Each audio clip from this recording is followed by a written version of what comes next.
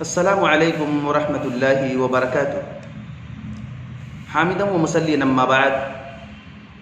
قال اللہ تبارک وتعالی فی القرآن المجید: اعوذ باللہ من الشیطان الرجیم. یا ایہا الناس کلوا مما فی الارض حلالا طیبا. حضرات سامعین کرام، دینی اور ملی بھائیوں، جب ایک بندے مومن، ایک بندے مسلم حلال روزی کماتا ہے، رزق حلال تلاش کرتا ہے، پاک روزی کو حاصل کرنے کے لیے تگودو دوڑ دھوپ محنت اور مشقت کرتا ہے، تو وہ صرف میرے بھائیوں مال ہی نہیں کما رہا ہوتا، بلکہ وہ اللہ تعالیٰ کی عبادت بھی کر رہا ہوتا ہے.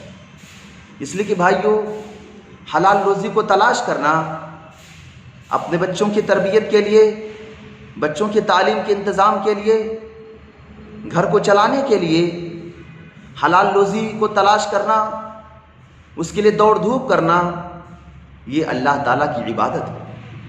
جب بندہ حلال روزی تلاش کرتا ہے تو اس کے بہت سارے اچھے اثرات، نیک اثرات اور بہترین اثرات انسان کی زندگی پر مرتب ہوتے ہیں. میرے بھائیوں، اس کی زندگی میں سکون آتا ہے، وہ قناعت پسند بن جاتا ہے.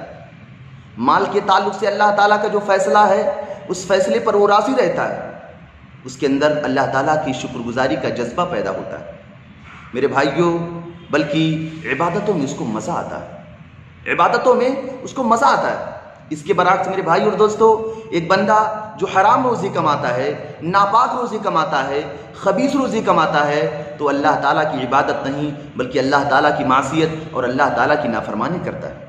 جس طرح سے حلال روزی کمانے سے بندے پر، انسان پر اچھے اثرات مرتب ہوتے ہیں، میرے بھائیوں اسی طرح سے ناپاک، حرام اور خبیث روزی کمانے پر انسان پر برے، گندے اور خطرناک اثرات مرتب ہوتے ہیں. کہ بندہ جب حرام روزی کمانے لگتا ہے تو مال کا لالچی بن جاتا ہے، مال کا حریص بن جاتا ہے. اس کے اندر صبر نہیں ہو پاتا، وہ کم مال پاتا ہے تو اس کو بے چینی چھائے رہتی ہے.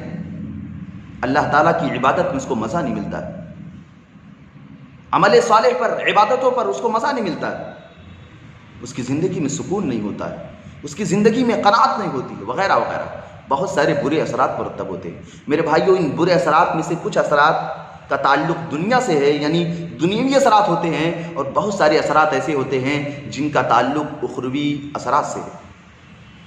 آج میں سارے اثرات پر آپ کے سامنے بحث نہیں کروں گا میرے بھائی اور دوستوں، صرف ایک اثر پر آپ کے سامنے بحث کروں گا کہ حرام روزی کمانے کا، ناپاک روزی کمانے کا ایک بھیانک انجام یہ بھی ہوتا ہے کہ جب بندہ حرام روزی کمانے لگتا ہے تو اللہ تعالیٰ اس بندے کی دعا کو قبول نہیں فرماتے. وہ حرام روزی کما رہا، حرام روزی تلاش کر رہا، حرام روزی کو تلاش کرنے کے لیے دوڑ دھوپ محنت اور مشقت کرتا ہے، اور اس کے بعد اللہ تعالیٰ سے اپنی مراد کو پوری کرنے کے لیے، اپنے مطالبے کو پورا کرنے کے لیے، اپنی خواہش، اپنی تمناؤں کو مانگنے کے لیے اللہ تعالیٰ کے سامنے ہاتھ اٹھا کر کے دعا کرتا ہے. میرے بھائیوں، اللہ تعالیٰ ایسے بندے کی دعا کو اس کے منہ پر مار دیتے ہیں. اللہ تعالیٰ ایسے بندے کی دعا کو، اس کے مطالبے کو، اس کی التجا کو اس کے منہ پر مار دیتے ہیں. اللہ تعالیٰ ایسے بندے کی دعا کو قبول نہیں فرماتے. وہ دعا کتنے ہی اچھے انداز میں کیوں نہ کرے، کتنی سادگی کے ساتھ کیوں نہ کرے، دعا کے سارے آداب، ساری شروط اس کے دعا میں جمع ہو جائیں، لیکن اللہ تعالیٰ ایسے بندے کی دعا کو قبول نہیں فرماتے. میرے بھائی اور دوستو، جس بندے کا کھانا حرام کا ہو، جس کا کپڑا حرام کا ہو، جس کے پیٹ میں جو کھانا جا رہا ہو وہ کھانا حرام کا ہو، جس کا گوشت، جس کا خون حرام پیسے سے پلا ہو، اللہ تعالیٰ ایسے بندے کی دعا کو اللہ کی قسم ثم اللہ کی قسم قبول نہیں فرماتے. میرے بھائیوں، ایسے بندے کی دعائیں قبول نہیں ہوتی. المعجم الاوسط للطبرانی کی روایت ہے، حدیث نمبر ہے 6405، یعنی 6495 نمبر کی روایت ہے، 6495. حضرت عبداللہ ابن عباس رضی اللہ تعالیٰ عنہ اس حدیث کے راوی ہیں. وہ بیان فرماتے ہیں کہ اللہ کے نبی صلی اللہ علیہ وسلم، پیارے نبی صلی اللہ علیہ وسلم کے سامنے ایک مرتبہ قرآن کریم کی اس آیت کریمہ کی تلاوت کی گئی: یا ایھا الناس کلوا مما فی الارض حلالا طیبا. اے لوگو، تم پاک روزیاں کھاؤ، یعنی زمین میں اللہ تعالیٰ نے پاک روزی جو رکھی ہے، تم ان روزیوں کو استعمال کرو، ان روزیوں کو کھاؤ.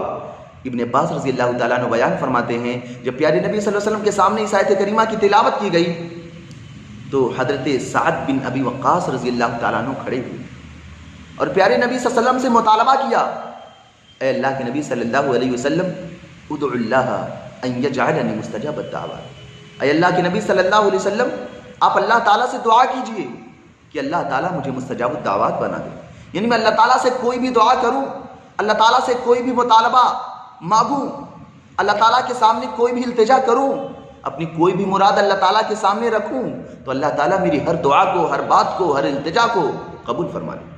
مستجاب الدعوات کا یہ مطلب ہوتا ہے میرے بھائیوں کہ بندہ اللہ تعالیٰ کے سامنے کوئی بھی دعا کر لے تو اللہ تعالیٰ اس کی دعا کو قبول فرما لے۔ اللہ کے نبی صلی اللہ علیہ وسلم سے جب حضرت سعد نے کہا اللہ کے نبی اللہ تعالیٰ سے دعا کیجئے کہ اللہ تعالیٰ مجھے مستجاب الدعوات بنا دے، تو میرے بھائیو اللہ کے نبی صلی اللہ علیہ وسلم نے حضرت سعد کے لیے دعا نہیں فرمائی، بلکہ ایک وظیفہ بتایا، ایک نسخہ بتایا، ایک عمل بتایا، ایک عبادت بتائی۔ کیا بتایا؟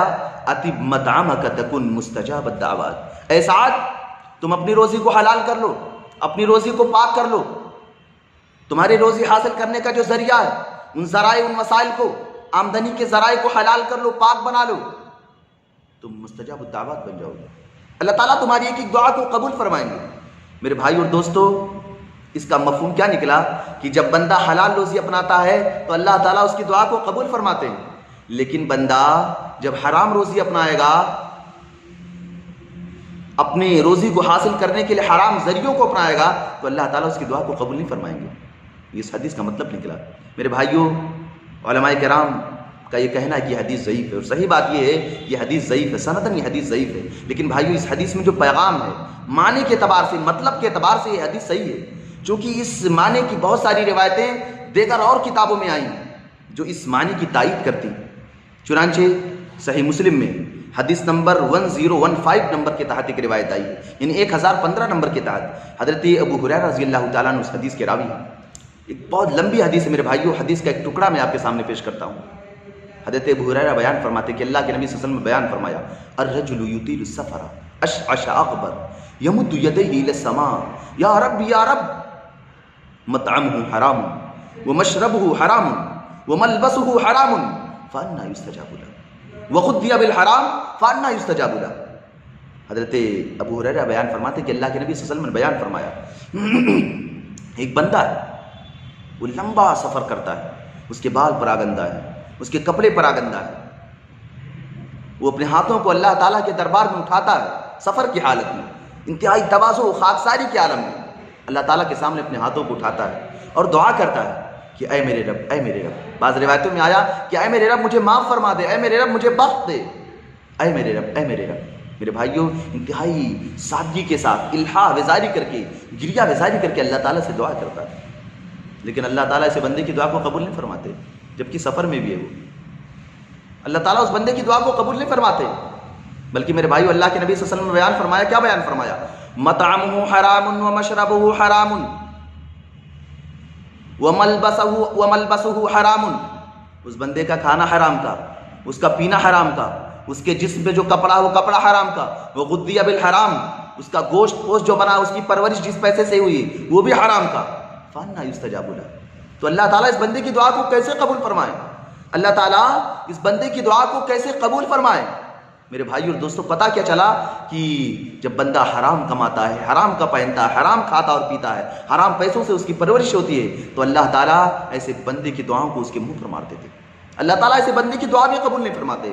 جبکہ میرے بھائیو، آپ اس حدیث پر غور کیجئے کہ بندہ جو دعا کر رہا ہے اللہ تعالیٰ سے، دعا کے سارے آداب اس نے دعا میں جمع کر لیے۔ دعا کے آداب کیا ہے میرے بھائیو؟ جب بندہ سفر میں ہوتا ہے تو اس کی دعا اللہ تعالیٰ زیادہ قبول فرماتے ہیں۔ میرے بھائیو، 3 دعائیں ایسی ہیں جو اللہ تعالیٰ کبھی رد نہیں فرماتے، حدیث میں آیا ہے۔ انہی دعاؤں میں سے ایک دعا ہے کہ جب بندہ سفر کے عالم میں ہوتا ہے تو اللہ تعالیٰ اس کی دعا کو قبول فرماتے ہیں۔ یہاں سفر میں ہے اور وہ بھی لمبے سفر پر ہے، لیکن اللہ تعالیٰ اس کی دعا کو قبول نہیں فرما رہے۔ یہی نہیں میرے بھائیو، بلکہ دعا کے آداب میں سے کہ بندہ انتہائی تواضع و خاکساری کے عالم میں ہو، یعنی وہ اللہ تعالیٰ سے جب مانگے تو اپنے آپ کو چھوٹا ثابت کر کے، اپنے آپ کو فقیر بنا کے اللہ تعالیٰ کے سامنے مانگے۔ دیکھو، اس کے بال بھی پراگندہ ہے، اس کے کپڑے بھی پراگندہ ہے، اور تواضع و خاکساری کی جو انتہا ہو سکتی ہے اس انتہا کو پہنچا ہوا ہے، لیکن اس کے باوجود بھی اللہ تعالیٰ اس کی دعا کو قبول نہیں فرما رہے۔ یہی نہیں میرے بھائیو، دعا کا ایک ادب یہ کہ بندہ ہاتھ کو اللہ تعالیٰ کے سامنے اٹھائے۔ جب بندہ اللہ تعالیٰ کے سامنے ہاتھ کو اٹھا لیتا ہے اور ہاتھ اٹھا کر کے دعا کرتا ہے تو اللہ تعالیٰ کو شرم آتی ہے کہ اس کے ہاتھ کو اللہ تعالیٰ خالی واپس کر دے، خالی واپس کرتے ہوئے اللہ تعالیٰ کو شرم آتی ہے۔ اللہ تعالیٰ میرے بھائی اتنا زیادہ حیادار ہیں، اللہ تعالیٰ اتنا زیادہ حیا کرنے والے ہیں کہ اللہ شرماتے ہیں کہ اس کے ہاتھ کو خالی ہاتھ واپس کر دے۔ لیکن میرے بھائیوں، اس نے ہاتھ بھی اٹھایا، اس کے باوجود بھی اللہ تعالیٰ نے اس کو خالی ہاتھ واپس کر دیا، خالی ہاتھ واپس کر دیا۔ یہی نہیں میرے بھائیوں، دعا کا ادب یہ کہ بندہ گریہ بیزاری کرے، الحاح بیزاری کرے، اور یہاں بندہ کر رہا ہے یا رب اے میرے رب اے میرے رب۔ اسی طرح سے اللہ تعالیٰ کی تعریف بھی کر رہا ہے، یا رب اے میرے رب اے میرے رب، یعنی اے اللہ تو میرا رب ہے، تو میرا خالق ہے، تو میرا مالک ہے، تو نے مجھے پیدا کیا ہے۔ میرے بھائیوں، یعنی دعا کے جو آداب ہو سکتے ہیں، بندہ اس دعا میں سارے آداب کا خیال کر رہا ہے۔ لیکن میرے بھائیوں، دعا کے سارے آداب کا خیال کرتے ہوئے اللہ رب العالمین ایسے بندے کی دعا کو اس کے منہ پر مار دیتے ہیں، ایسے بندے کی دعا کو اللہ تعالیٰ اس کے منہ پر مار دیتے ہیں، ایسے بندے کی دعا اللہ تعالیٰ قبول نہیں فرماتے۔ کیوں میرے بھائیوں؟ اللہ کے نبی صلی اللہ علیہ وسلم بیان فرماتے، اس کی وجہ یہ ہے کہ اس کا کھانا حرام کا ہے، اس کا پینا حرام کا ہے، جس پیسے سے اس کی پرورش ہوئی وہ بھی حرام کا ہے، اس کا کپڑا بھی حرام کا ہے۔ میرے بھائیوں اور دوستوں، جب بندہ حرام کھاتا ہے، حرام پیتا ہے، حرام پہنتا ہے، حرام پیسوں سے اس کی پرورش ہوتی ہے، حرام ذریعے تلاشتا ہے اپنی روزی کے لیے، تو یاد رکھو میرے بھائیوں اور دوستوں، اس کا ایک بھیانک انجام یہ بھی ہوتا ہے، اس کا ایک خطرناک انجام یہ بھی ہوتا ہے کہ اللہ تعالیٰ ایسے بندے کی دعا کو قبول نہیں فرماتے۔ دعا کے سارے شروط، سارے آداب کا خیال کر کے اللہ تعالیٰ سے دعا کرے، تب بھی اللہ تعالیٰ اس کی دعا کو قبول نہیں فرماتے۔ میرے بھائی اور دوستو، حرام روزیوں سے بچو، روزیوں کے بارے میں اللہ رب العالمین کا تقوی اختیار کرو، اللہ تعالیٰ کا خوف، اللہ تعالیٰ کی خشیت اختیار کرو۔ میرے بھائی اور دوستو، آپ کم کھاؤ، کم پہنو، کم خرچ کرو، اللہ تعالیٰ کی راہ میں کم صدقہ کرو، لیکن میرے بھائیوں، آپ کا وہ پیسہ، آپ کی وہ روزی، آپ کا وہ مال حلال ذریعے سے آنا چاہیے، حلال راستوں سے آنا چاہیے۔ یاد رکھیے میرے بھائی اور دوستو، جب آپ اپنی روزی کے لیے حلال ذریعہ تلاش ہوگے تو اس کے بہت سارے اچھے اثرات مرتب ہوں گے، اللہ تعالیٰ آپ کی دعاؤں کو بھی قبول فرمائیں گے۔ اس کے برعکس اگر آپ حرام روزی اختیار کرو گے، حرام روزی کو حاصل کرنے کے لیے حرام ذریعوں کو تلاش ہوگی، تو یاد رکھو میرے بھائی اور دوستو، اس کے بہت سارے بھیانک انجام آپ پر مرتب ہوں گے، اور ایک بھیانک انجام، ایک خطرناک انجام یہ بھی ہوگا کہ آپ کی دعائیں آپ کے منہ پر مار دی جائیں گی۔ آپ اللہ تعالیٰ سے کوئی بھی دعا کرو گے تو اللہ تعالیٰ اس دعا کو قبول نہیں فرمائیں گے۔ اللہ تعالیٰ سے دعا ہے کہ میرے مولا تو ہم تمام مسلمان بھائیوں کو رزق حلال کی توفیق دے، اللہ تعالیٰ تمہیں حلال روزی کو حاصل کرنے کہ محنت، مشقت، دوڑ دھوپ اور تغودو کرنے کی توفیق عطا فرما، اور اللہ تعالیٰ تو ہمیں حرام روزیوں سے بچا لے، حرام روزی سے بچا لے، ناپاک اور خبیث روزیوں سے بچا لے۔ آمین۔ وآخر دعوانا ان الحمدللہ